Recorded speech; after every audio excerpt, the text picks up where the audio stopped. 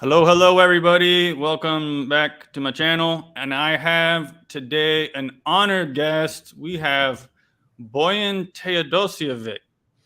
Is that right? Teodosijevic. Teodosijevic, but you were so close, and I'm amazed at how you pronounce it, to be quite honest. So. Okay. Say it for me again. Teodosijevic. Teodosijevic. Okay. Bojan Teodosijevic, who I imagine many of you will know. Now, what prompted me to invite him to this channel was we have a few right now at my church, at my parish, we have a few inquirers, and they are these young high school students. I'll give a shout out to them. It is Maury and Christian, and I was talking to them, and I said, what do you guys watch? What do you watch on YouTube? Do you follow anybody? And Maury shows me his phone. He couldn't remember the name, so he just showed it up, and he showed the picture of Bible Illustrated, and that gave me the idea to invite Bojan to my show. And I would like to say, thank you. Yes, and I would like to say that I think for his channel, which is this illustrated, he makes these illustrated videos, but with hand-drawn illustrations, I think are a great introduction to the Orthodox faith, and just the kind of thing that I would like people to watch. And for him, I think it's a good channel. Sometimes people say, there's a lot of good stuff out there on YouTube, and there's a lot of bad stuff. So I don't know who the bad people are, but people say that. But this is a good channel to watch. So before we get started, the obligatory, can you please introduce yourself? Tell us a little bit about yourself, Bojan. Okay, hello everyone. I'm Bojan Teodosijevic.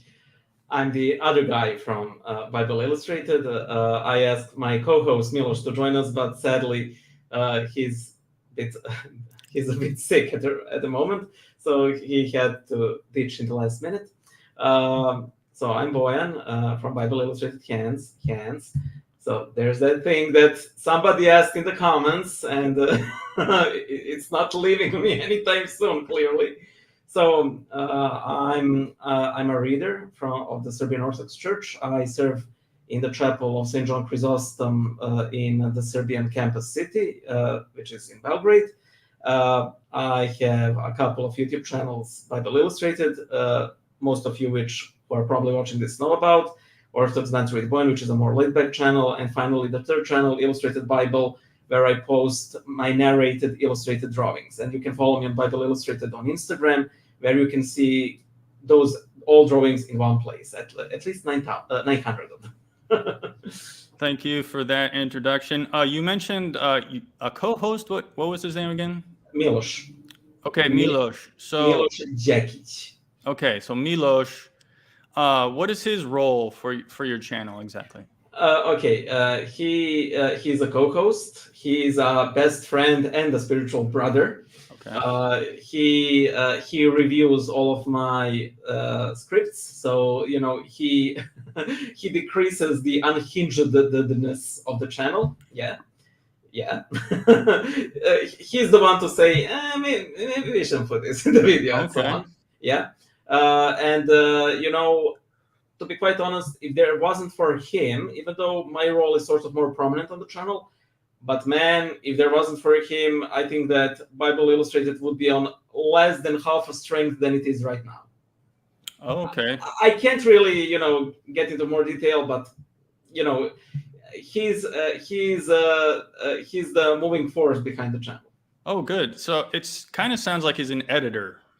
Yeah. He's an editor. Well, he's basically everything I am, except that he doesn't draw. But that's He's everything else. But you do all of the content creation or the ideas. Yes. Okay.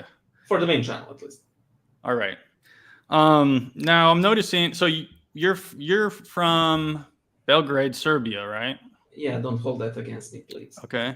And so Serbian is your first language, obviously. Yeah. And so it's Cyrillic. Is that? Yeah, it's Cyrillic. Okay. I mean, we write it in Latin script as well. Oh, interesting. Yeah. Okay, so, but your English, like your command of the English language is impressive. Thank you. I do hope so. Even though I had a marketing guy overview my channel, and he left a scathing review. He said that I sound like a Russian villain from an American movie. I wouldn't. Well, Can you believe that, Daniel? I don't think you have the sinister sound to But that's the best part. Okay. So how did you learn English then? I mean, I was essentially self-taught because I would usually play video games, but these were like role-playing games that involved a lot of text, and I would play them basically with Morton Benson dictionary in my lap, and I would ask my dad, "Hey, what does this word mean? What does that word mean?" and so on. And I was at that young age where your brain is a sponge, and basically that is how I learned English. But over time it developed, song lyrics, movies, American video shows, because we have all of that on TV and in theaters. Chatting with people online further, perfected it, and that's the story behind my English. Okay. Well, first of all, I want to say, well, they say that using humor in a second language is the most difficult thing to master. So I'll compliment you here a little bit. Butter you up for the interview. You actually do seem to be able to. Your videos are funny, so you seem to have achieved that last level of proficiency in a language that you can make jokes. Okay, but it's sort of cheating, at least in English, because I don't know who said it, that at least now we're all a little bit American because of the prevalence of the American pop culture everywhere. So the fact that I can do humor in English, it's a high praise, but not as high as one might think in today's day and age. Okay, I understand that. Sort of like that. Okay, and my other question is, how did you choose? So how did you choose to English for your channel? Was it always from the first video in English, or did you ever do Serbian? No, I never did Serbian. For some reason, I simply don't. Okay, you probably have that.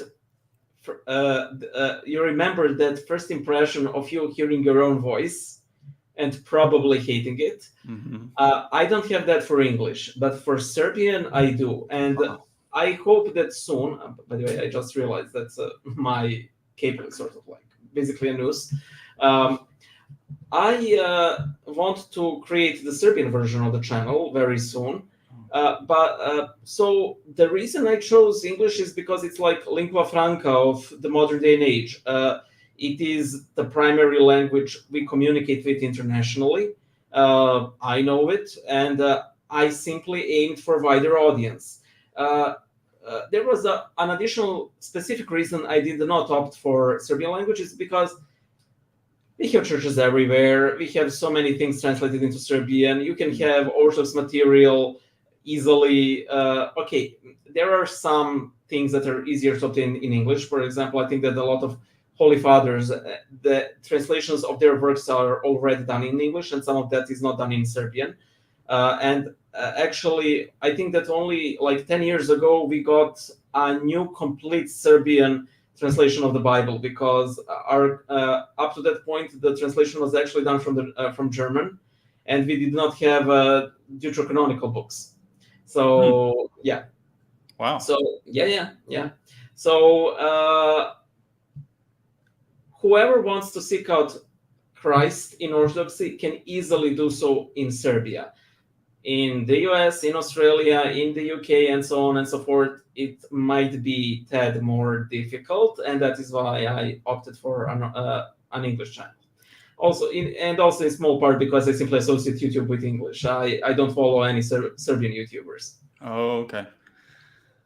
So you're saying Serbia is the faith is much more accessible there. What percentage of the population would you say are Orthodox in Serbia? It's around at least 80%. However, don't let the percentage fool you. I would be really surprised if a tenth of that attends church regularly, and this is like the remnant of our communist past, because I think that people will usually say, "Oh, I'm a religious, but I'm not a fanatic. I don't go to church every Sunday." When you go to church every Sunday, you're sort of like a fanatic. Oh, fanatic. Yes, I see. Yeah. Huh. Well, I think that's probably true cross cultures. I mean, even in Russia, Greece, I've heard somewhere that the percentage of people who you would call pious are about 2 or 3%, across countries. Yep. Yeah. We are little flock wherever we are. Yeah. I mean, it's hard. It's not for everybody. Well, I mean, it is for everybody, but not everybody's going to be doing the deal.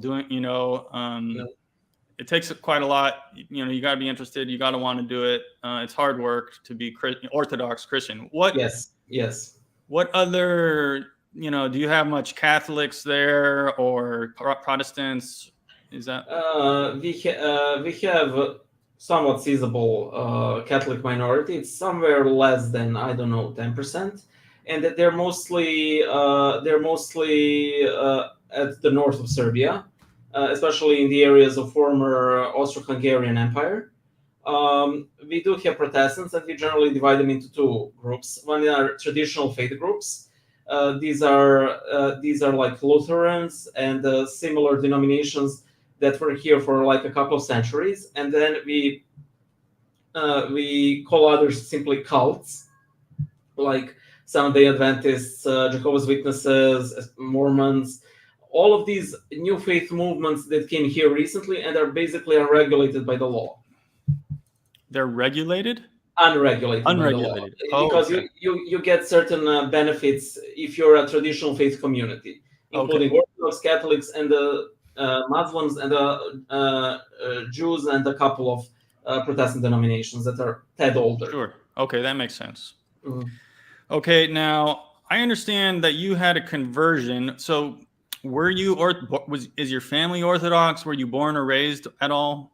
No. I mean, if you ask them, they would probably say yes, they're Orthodox, but they don't practice religion at all. My father is an atheist. And despite all of that, I was very sort of religious from a very young age. I have no idea how that happened. I have absolutely no memory of anyone like teaching me about religion. And it went through stages. Like when I was really young and I was visiting my granny aunt in Bosnia, in the village of Agići, and I kept telling her, "Oh, Granny, take me to that church, And it was a mosque that was across her house. So she found a woman who had the key to the mosque. She opened it, we went inside. They took off their shoes, and I simply started running around, and they started climbing, I don't know what it's called, but that very tall pulpits where Muslim clerics do sermons. And my granny was, "Bojan, get down from there!" And that other, "Oh, leave him. He's just a kid." So I was really fascinated by all of that since very young age. And my paternal grandfather, he was very high-ranking in the Communist Party of Yugoslavia. And despite that, he always had a church calendar in his home.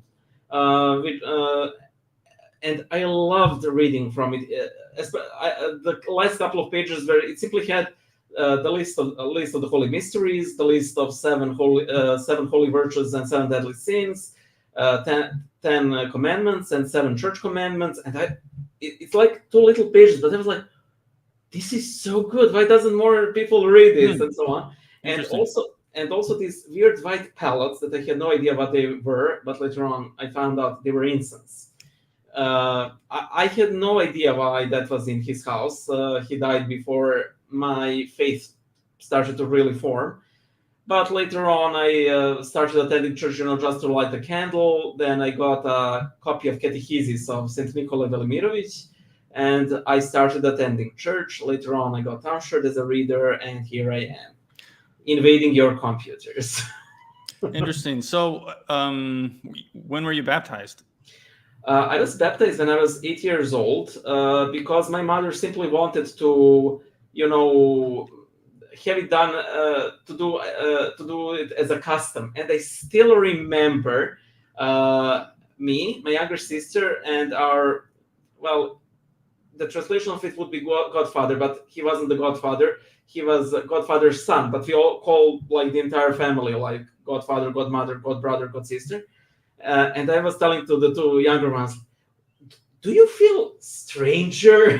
More strange in that sense, like changed. Okay.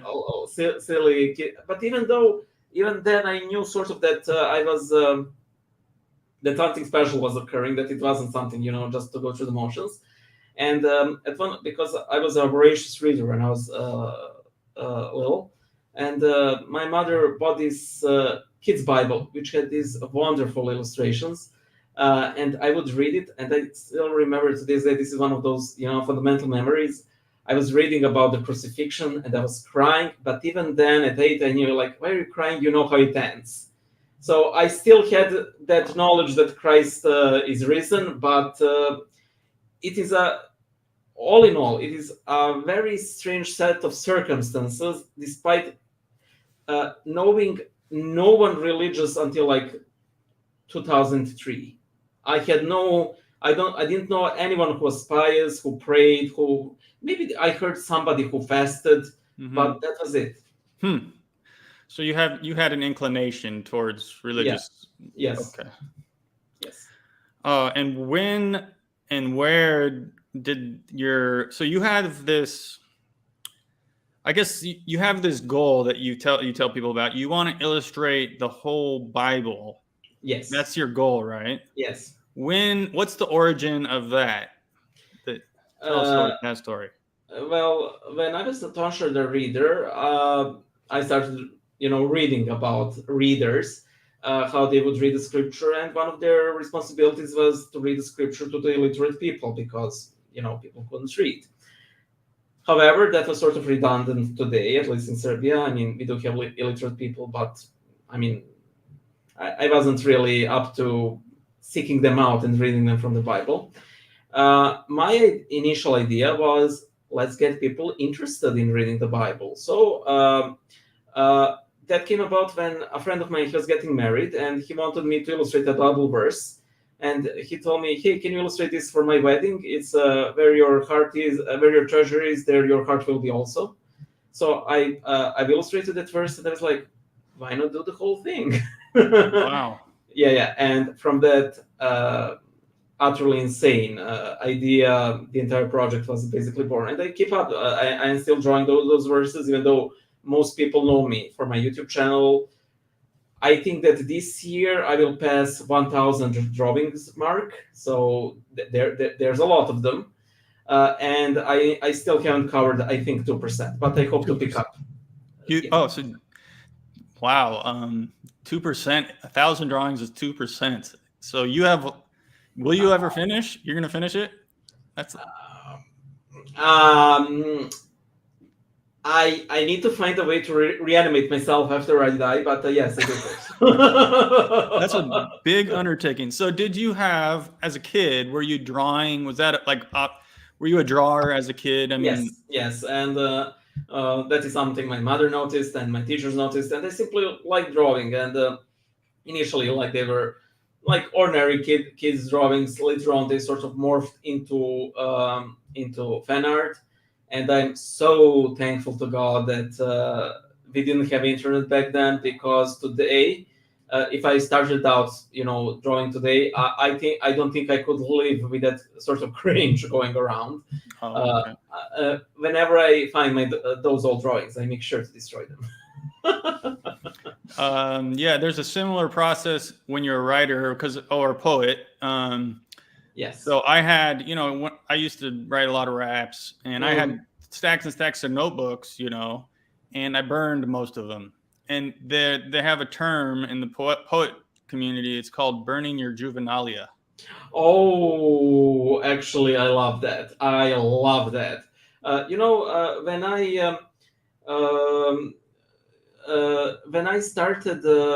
When I started drawing, when I got that more serious around high school, I kept those. Most of it. That's when I sort of went more into fantasy themes. Those I've kept, and I still like a lot of them. Of course, I have improved a lot, and there's still a lot of room for improvement.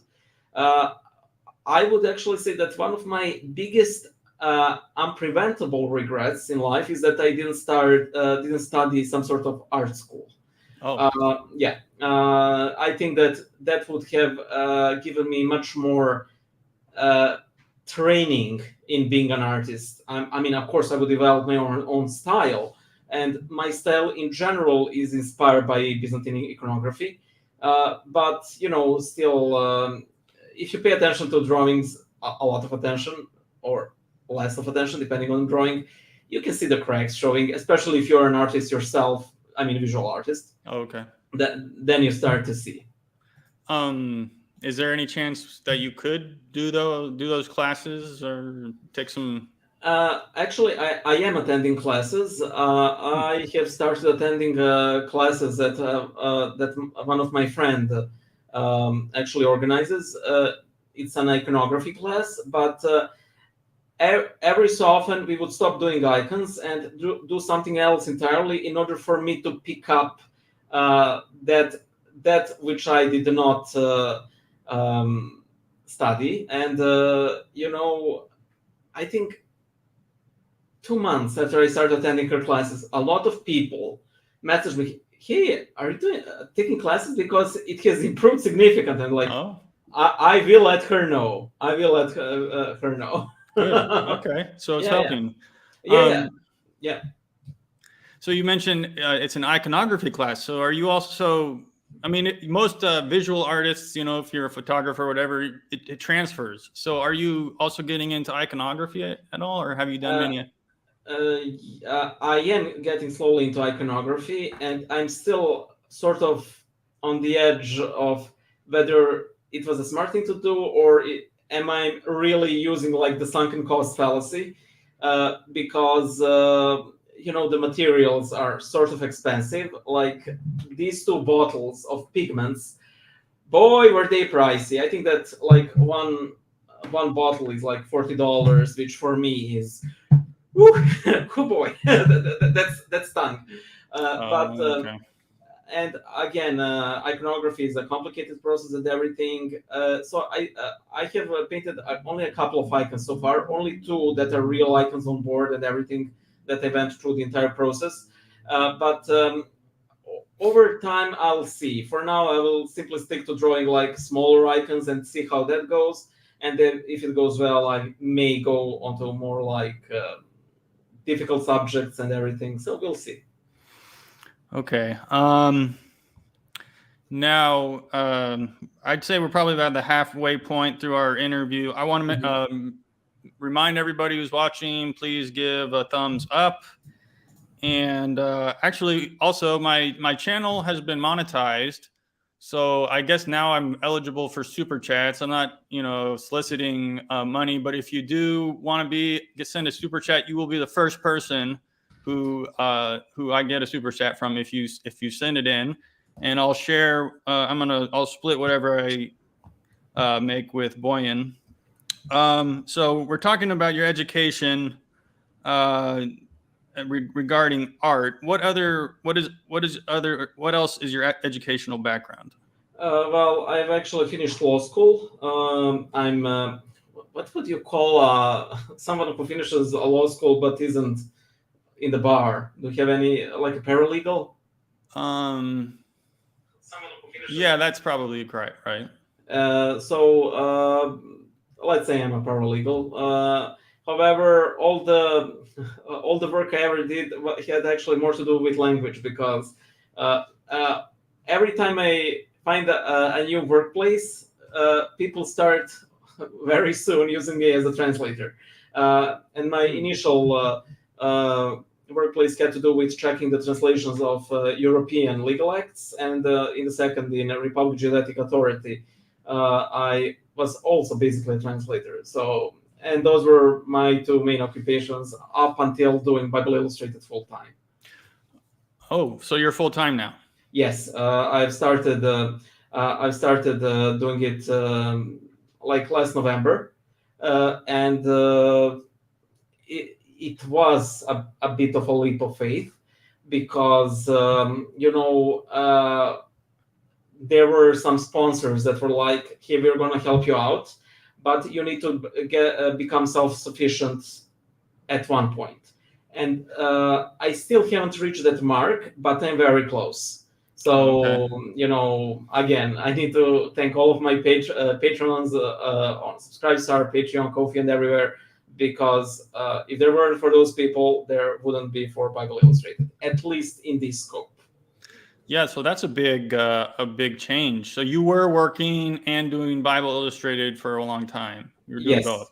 I think it began in like 2017, if I believe. And initially, the channel was simply meant to have like speed draws with homilies on select verses. However, when I put a couple of videos that are essentially pencils and prayer ropes episodes, people really got into them as opposed to those homilies. And I'm like, okay, well, this is YouTube, might as well. Okay, so yeah, because I noticed your output increased significantly, right? Yeah, I apologize for that, but it is what it is. And it's still not on the level that I want to, because to be quite honest, there were some setbacks over time. However, they are clearing up, so people can expect that at least starting August, because I will be going on vacations and everything, pace will pick up and there will be much more new videos. And I do hope that quality won't decline, but we'll see.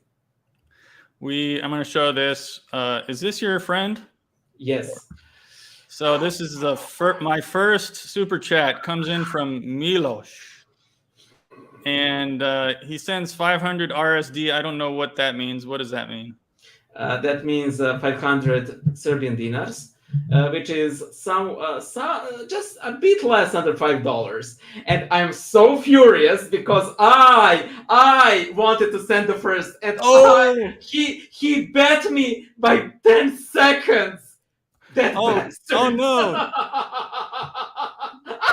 I know. It's not fair. That's hilarious. Oh well, you got the super chat. He knew. Oh man. Oh God, I hate him. I love this. And as St. Paul says, I know some people do it out of spite, but whoever does it, as long as Christ is preached about, so this is sort of similar. You got a bit had more money over our competition. We'll do it first.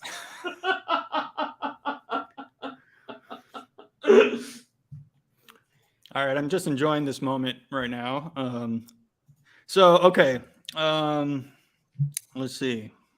Okay, I want to know about your process for creating your videos. Usually, it goes like this. I get some zany idea. Hey, let's do this. I write the script. I send it to Milos for review. Then after his review, and I gave him full control. Once he reviews it, I do not review his changes. Then he records his part. I record my part. I splice the two recordings. I edit them so it does not sound as bad as it initially did. And afterwards, I start drawing, scanning, assembling in Windows Movie Player. Windows Movie Maker, which is like this ancient program that serves me perfectly. Are we there? Sorry? It just froze a little bit. Okay. I could hear you. Okay. I'm glad. And that's basically it. Sometimes sometimes somebody gives me like a good idea. Sometimes I see a horrible horror movie and I had to rant at my audience about it and so on. It really depends. And basically for the lives of the saints, I actually made a table. So whenever somebody suggests a saint, I add 1 point to that saint, so that the most requested ones get shown first. So yes, people, soon you will get your Saint Paisios of Mount Athos. Oh, okay, we can look forward to that. Yes, everybody does. He bet everybody else by a long shot. Do you have trouble? Do you ever have like dry spells where it's difficult to come up with things, or are you just bubbling over with ideas? Okay. The entire year of 2022 was a dry spell, and like a couple of months of this year. And if there wasn't for that dry, depressive, anxious spell, there would have been much more videos, but I'm trying to pick up the slack.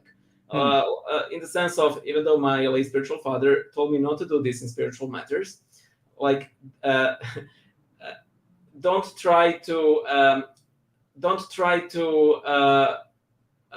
make up for what you missed. Like, Right. Like if I miss reading Bible on one day, don't try to do the double amount on the next day. Mm-hmm.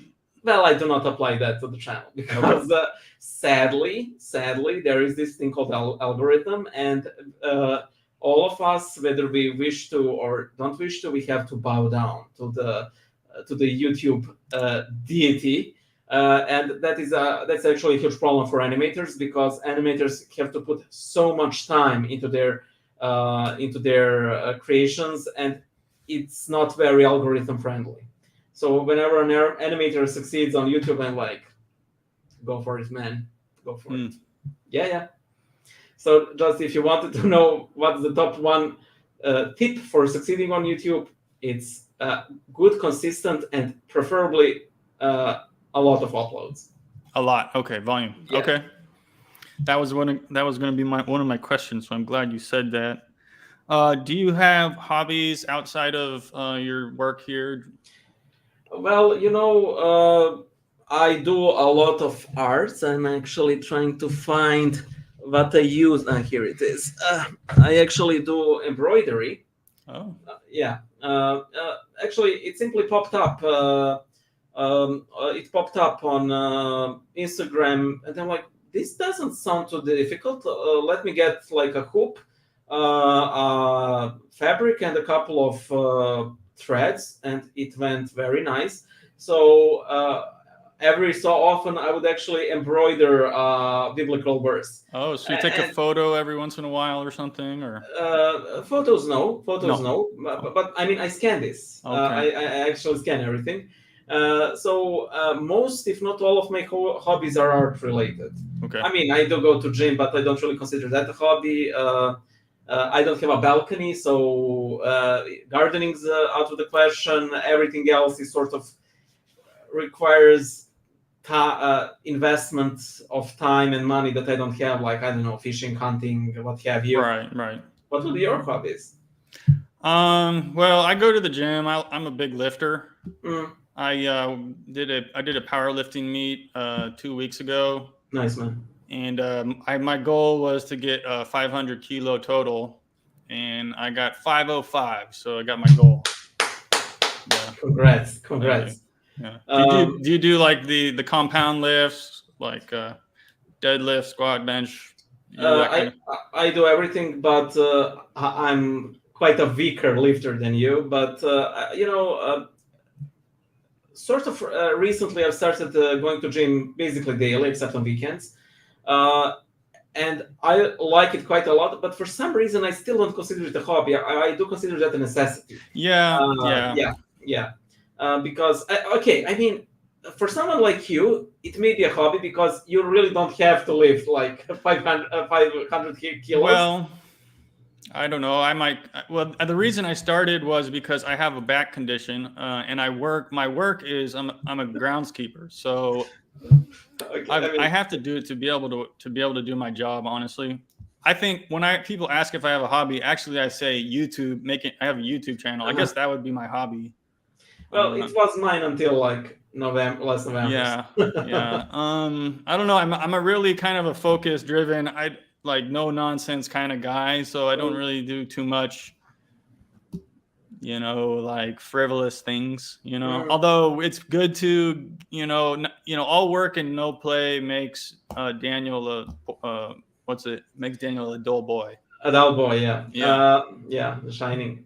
You know, earlier I used to play video games a lot, but for some reason, every time I buy a game, uh, I'm like I played for 10 seconds and I realize there's no enchantment in it, and I don't think it's because games are worse now than they were. I simply it has to do with I'm not a kid anymore, and I don't want to say I'm more serious. I'm a big boy now. No. I don't mean that at all. It's simply that now I sort of have seen it all. Not all, but now I sound like an old man. But I went through all of those things, and every time I download something new, it's like, oh, okay, this is sort of like Skyrim. Okay, this is like Zelda. Okay, this is like Might and Magic, or like this is like Heroes of Might and so on and so forth. So for me, it's like I don't care for it anymore. I never really could get into lifting. I just wasn't interested. I'm not lifting, but gaming. It was like you just lifted 500 kilos. No, yeah, I meant that. Yeah, I'm a serious lifter. We had another super chat come in. Thanks to both of you. I'm learning about Orthodoxy still, alongside my 5 young children. More videos geared towards kids would be great. Interesting. Oh yeah, Okay. That's true. I think his channel is. I think Bojan's channel could be considered towards because it's cartoons kind of. No. No. It's risky because people might think about it, but I can talk about really horrible stuff. Okay, yeah. You do some serious subjects. You do. Yes.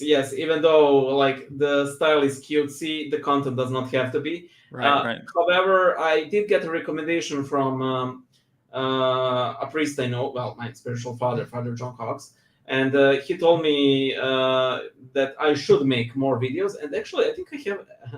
It's a good reminder that you got this super chat, because I think I have I have a script for a kids video. I still didn't do. There are some kids videos on my channel, but there's like 2 of them that are specifically geared towards children. Even though there are some videos that people might say, okay, these are okay for kids. I mean, there's a woodland stroll that's I think very cutesy for kids, but they're sort of few and far between. Good reminder. Maybe you can do a 4th channel, Bible illustrated for kids. Okay, then I not only need to reanimate myself after I die, I also have to clone myself. Clone yourself. Okay. And then see if I can reanimate the clone. Okay, let's see. What is my other questions here? Give me, what is a day in the life of Bojan Teodosijevic? Oh, it was slow, but you nailed it. Okay, congrats. Oh, wow. I never actually expected to see. Well, it's usually like I set my alarm for 6 a.m. I snooze it until 9 a.m. I have to be honest. I mean, despite how it may sound, I don't get a whole lot of sleep. But this isn't like that productive. Oh, I sleep. I know my stats. I get about 6 hours of sleep a day, but you might say I'm really productive. No, I'm not. I'm like that person that barely gets out of bed because my falling asleep is a problem. So I get at 9 a.m. Approximately. I try to go earlier.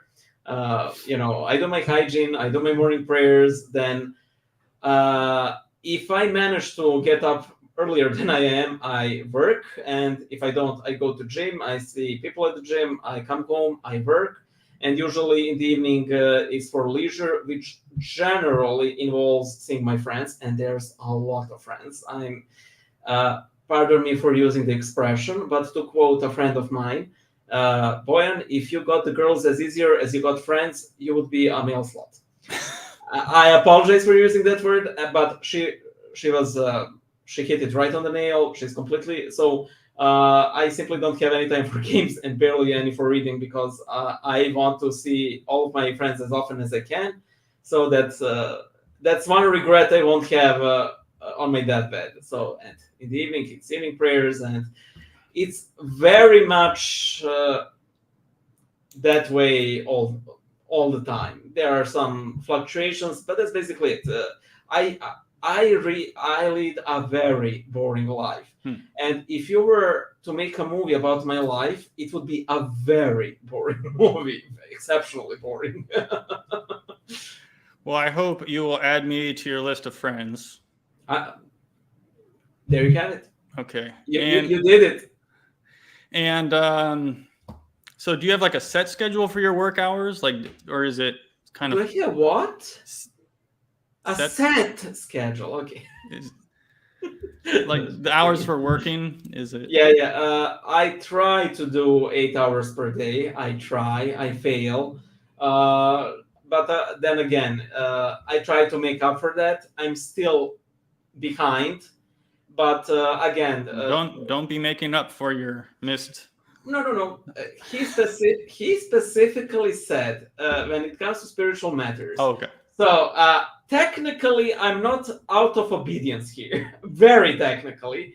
As I said on Twitter on unrelated subject, I'm sort of treating my spiritual father as an evil genie. So if he didn't say it, I can do it.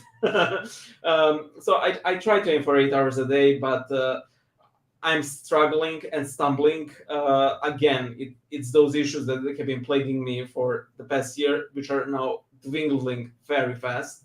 So yeah, I think that 8 hours a day is a good measure. I should say. I've heard that actually for really like focused, creative, your whole mind kind of work, people can only do a couple hours of that a day anyways. That's what I hear. Hear that, Milosh? Hear that? By the way, I have to praise him, and I'm sorry it's this public, but Milosh is one of the most hardworking people I have ever seen. He's like, when it comes to work, he's like a hawk, He sees work, he dives and devours it. He's probably reincarnated guardian angel. Did I say something wrong? Have you... How long have you guys known each other? How long have you been? Actually, it's. I think we know each other for some 15 years, but we stopped communicating at some point. I mean, there was no argument. We simply lost touch. And when I started making Bible Illustrated, he was like, "Hey, that's really nifty. I should contact Bojan." And initially, we had the podcast Church Mouse Chronicles, which I still sort of regret that we canceled because we didn't have time for it. But who knows? Is it still out there? What is it? What was it called? Church Mouse Chronicles. Yeah, that's like 4th channel. Yeah, there are a lot of channels out there. So, however, I sort of ordained him into the editorship of Bible Illustrated. So now we are completely, as regards to content, we are completely dedicated to that. Okay, I see. Oh, and I have to say, him joining the channel, it's like God moving chess pieces because he was such a boon to the channel. Good. And if anybody out there would like to, have a question for our guest, our honored guest, just feel free to ask. This is like my typical final question for people. Mm-hmm. And I don't think I would ask this everybody, but do you have a word of advice for people, as they say, a word to live by regarding spiritual life? Oh wow. I would say that seek Christ only. Now, this sounds like, a Protestant creed of a church that's really trying hard not to make creeds. But there's a lot of shadows and Christ substitutes out there. And very often, these shadows are even in the spiritual life. Like the shadow of us imposing our will through like spiritual authority, the shadow of Twitter battles or debates of focusing this or too much on this or that aspect of spiritual life. And I think that this is something that Saint Paisios understood very well. All saints did, but I think that he showed it to us the best, how at the beginning, center, and at end of everything in spiritual life and outside of spiritual life, Christ should be everything. And in the last year, I've had like this sort of like personal mini Pentecost, where my faith was basically reignited to be like that of a little convert, like where absolutely everything, you're absolutely amazed with everything in spiritual life. But this time, it was much more personal as regards to God, as opposed to being simply interested in like reading about this new saint or that spiritual rule or that controversy in the 7th century and so on and so forth. And I'll be honest, I've never felt the presence of God as strongly as then.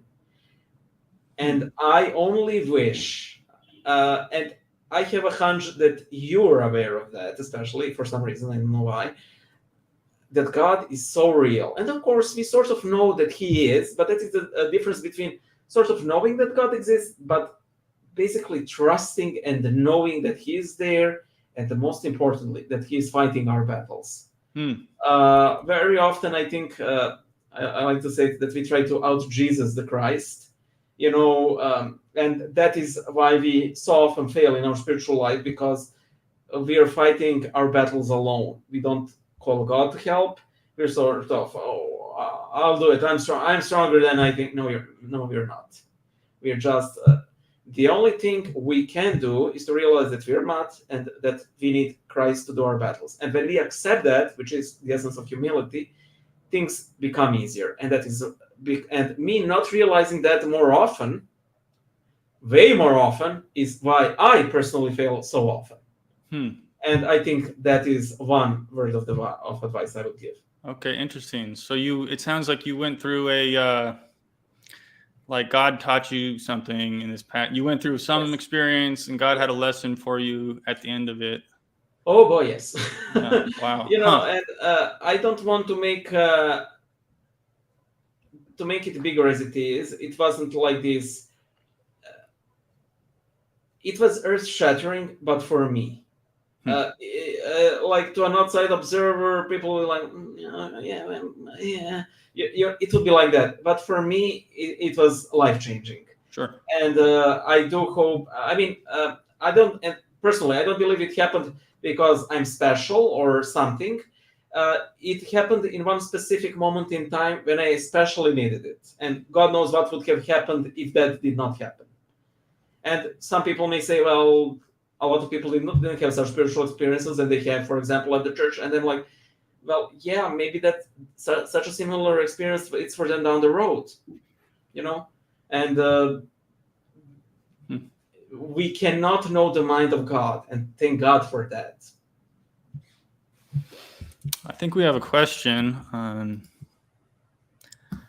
As I said before, I'm a new learner about the Orthodox faith. I grew up Baptist. Was Mary married to Joseph? Do you want to take this one? I can, but to be quite honest, I haven't went into this question a whole lot. Now, the Gospel says that they were married. However, I think betrothed. They were betrothed. Betrothed. Does it say betrothed in the English Bibles? Yeah. Okay, because from what I remembered, in Serbian Bible, it simply says until the day he took her as his wife, and maybe So maybe there are some translations issues there. I think you can say that they were married, but according to Jewish law, if I remember correctly, the marriage is only fully formed once it's consumed, and that never happened between Most Holy Theotokos and Saint Joseph. So in one aspect, yes, and in the second one, no. Now, the Orthodox tradition is that they were betrothed, and of course, I I believe that because it wasn't a typical marriage. And I think that is one of the reasons why we don't have like the concept of the Holy Family the way Catholic Church does. Okay. And I will not second guess your answer. You can. I don't mind it. Anyone can. I think that was a good answer, I think. Okay, do you have any final thoughts? Anything you want to say? Anything you want to shill? Tell us where to find you, all that kind of stuff. Well, you can find me on most of these standard mainstream boring social networks like Facebook, Twitter, Instagram. Very soon we will start dropping Bible Illustrated merch. We'll see how that goes. I'll post the related video on that. Feel free to subscribe, like, share, the works. And if you have any ideas by the way, one of my important thoughts, I'm so glad for you and the guys like you, because we desperately need more Orthodox content creators who do their own thing. They may do the things that other people do, but they do it in their own way. And having an Orthodox rapper weightlifter, very unique. I love it. 10 out of 10. Yeah, I think you're right. I think there's a hunger for this kind of thing. And yes. The proof of that is how quickly and easily I was able to do it, because I don't know. I've never really been good at anything except for rapping in my whole life, I think. And so, I mean, if I'm able to do it, I think other people can do it. All you have to do is keep putting out content, just keep doing it. And I think, yeah, I mean, a lot of guys drop out. We had like Luke Kendrat. He went to school. He went to higher glory. He didn't drop out. Better things. He went on to better things. But okay. Roosh, he decided what he didn't want to be doing live stream anymore. Michael Sisko kind of dropped out. Brother Augustine's not making many videos anymore. A lot of guys are just dropping like flies on this YouTube thing. And it's not for the weak of heart, because, if you make a mistake, people will let you know in the comments section, Oh boy, so, yes. It's not for the weak, you got to have a little bit of I guess backbone or whatever you want to say to do this. But I think it's good for humility for sure. Well, you're a rapper, so you went through fire and water. And water. Yeah, that's when I said going through water doesn't sound so bad. It's pleasant. Yeah, it's pleasant. Yeah, I mean, again, it doesn't matter. So you already have a hardened shell for that sort of sometimes petty criticism. Not all of it is constructive. Yeah, so. Yeah, sure. I did have, I got criticized up to including bishops criticizing me for my rapping. So wow. I've had some. I've gone through battles. I'm battle tested. Actual physical battles or? No, spiritual battles. Oh, okay, yeah. I've gotten into fights, a couple fights, not very many though, but yeah. By the way, when you said that bishops criticized you about rapping, the split, the thing that I had in my mind was an elderly bishop.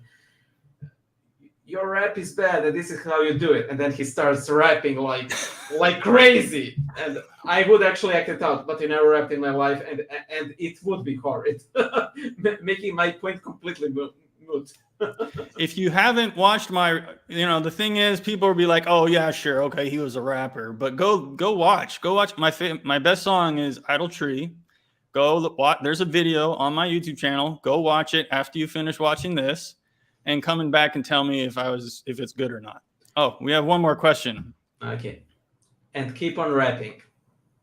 Well, I've kind of moved on from that. I would like to, but it's just not. I don't know. It's not coming together. Okay. One more question. My family is finding attending liturgy difficult because it is long for the kids and my husband. Advice. You do, regarding the kids, okay, it shouldn't be difficult for your husband, it seems like, but for the kids, it's understandable. I watch parents and like, for example, in my parish, they're constantly reminding the kids. They're saying, the kids are start running around, and they have to keep bringing the kids back, point them towards the altar.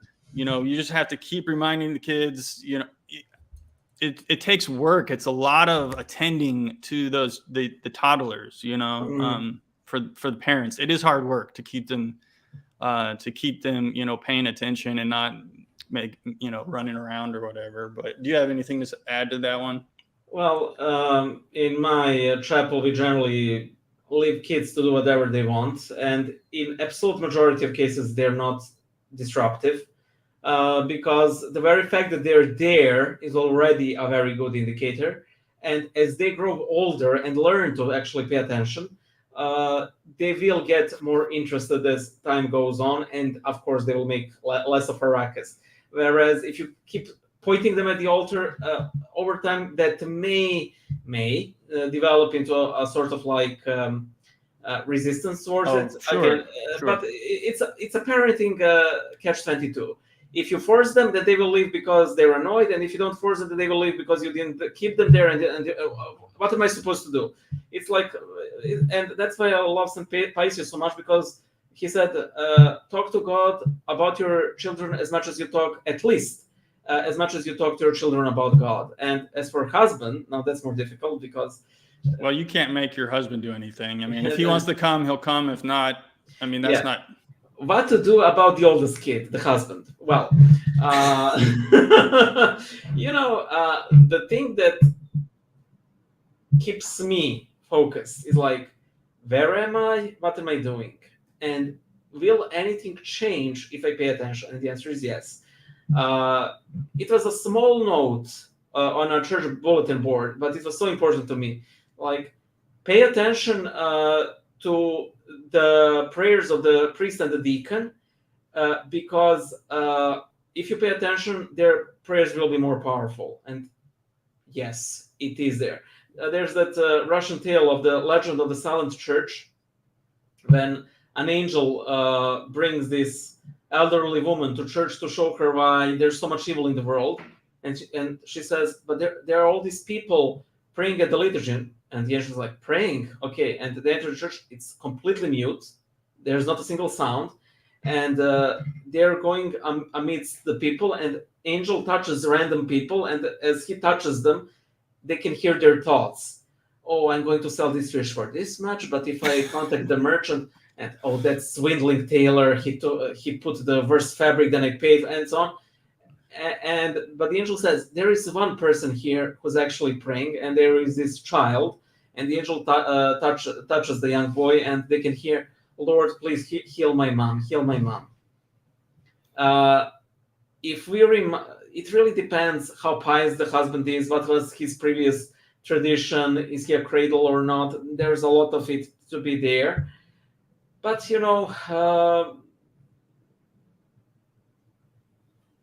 make Sunday extra special, make extra special lunch, do something fun after the liturgy, so that the liturgy gets included in all the beauty of the Lord's Day, and pray for him. That's for the biggest kid, that's most you can do. That's a good answer. Oh, regarding the kids though, you can bring your kids. Children really don't have a choice where they go. You take them to church. You can do that. You have that authority, Mm-hmm. And let's see. Oh, regarding the paying attention, I had an abbot of a monastery tell me that the average percentage, I can't remember the exact percentage, but he said something like the average percent that people are paying attention in church is like 10%, something abysmal. Oh, wow. Some abbots told him that. So yeah, if you're having trouble paying attention, you're not alone. Yeah, I think it's a lot. There's Milos. Milos says, the most important thing is that they're there. They are kids. Communion is the ultimate award they should be joyful for. Mine asked, are we going to take communion now? But it wasn't like that. Mm-hmm. And it's true. I remember when, because often in Serbian churches, you'll have a homily before communion, so not after the gospel. And there was this priest who took his sweet time, and initially you hear this little boy, Mom, when's communion? Mom, when's communion? And he's getting progressively louder up to the point where he's literally crying and shouting, when's the communion? And the priest is completely unfazed. He is gonna see that homily through. So it's interesting how after that, maybe that initial reluctance when they're like really little, kids really start liking communion. And you know what? It's not just an award for kids; it's for adults too. It's the ultimate award. I mean, that's what keeps That's what keeps us there. That's what it's our life. It sustains us. Is communion. You know. Yep. Precisely. Very powerful. The food of the next stage. Okay, so we got an hour, and so that was a wonderful interview, Bojan. Thank you so much. You've done me a favor here. And likewise. So goodbye, everybody, and thank you. Thank you for watching. Thank you, everybody.